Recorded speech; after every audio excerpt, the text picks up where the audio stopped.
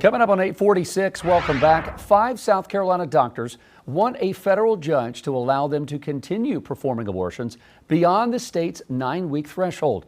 Last Thursday, a 43-page lawsuit was filed claiming that barring doctors from performing abortions was unconstitutional. A statement from the plaintiffs' representatives says the bill, quote, violates their rights to religious freedom and freedom from unduly vague laws under the U.S. Constitution.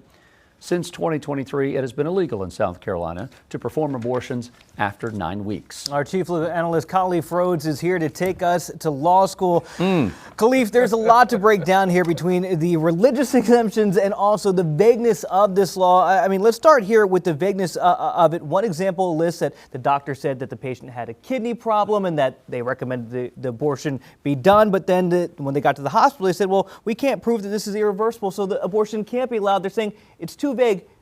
What is the ruling here? Julian, what I can tell you is as a former law school professor, you would do all right in my class and would have done all right because you're prepared. You've done the research. If I would have called you and had you stand up, you were ready because you did the research, and that's a good thing. So that vagueness, that's important, specifically when you're talking about the 14th Amendment, because it needs to be clear. If you're talking about rules that are going to be implemented, it has to be a clear path on how it applies to everyone. And that if it doesn't apply equally to everyone, we're talking about due process violations, and that's what they're alleging. And then if you talk about the religious aspect, which you and Jason both hit on in the beginning, this is a great opportunity. I always mention how good facts and good laws have to come together to get a case that's right to go before the Supreme Court. This is the first step here. You get a case that can get in the United States District Court, regardless of how this judge makes a decision, either for or against. This case ultimately is lining up and gearing up to go to the United States Supreme Court. But you got to have good facts and you got to have good timing. These are great facts, specifically when you're merging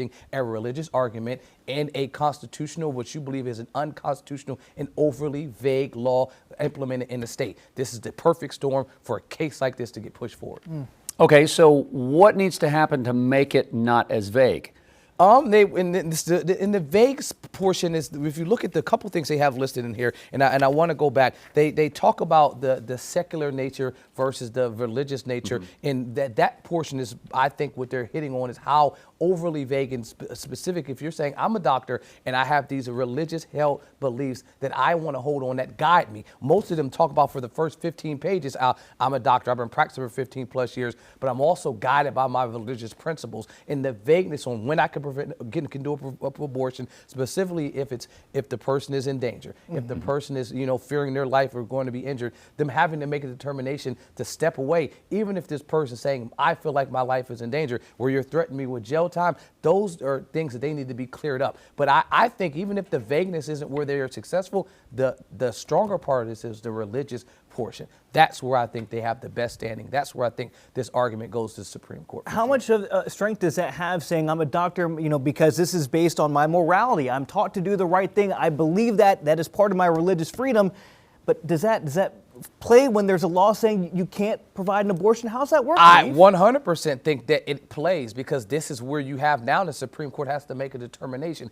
Does the thing you're trying to prevent, in this case abortion, does it trump my religious freedoms? And that's the question that you would see and you would want to have presented to the Supreme Court. This court will make a determination, and I think if I'm a gambling man, I say this court says that the doctors don't have an argument and they will throw out or dismiss their case. But as it goes down the road and you ask the larger question is, does my religious freedoms get trumped or trampled on by this state's ability to minimize and limit access to abortions? I think the answer is no. You can't trample on someone's religious rights, which is going to be our First Amendment, religious exercise, religious freedom, and freedom of speech. Those are going to be things that I think will, in the long run, win. It just may take a long time to get there.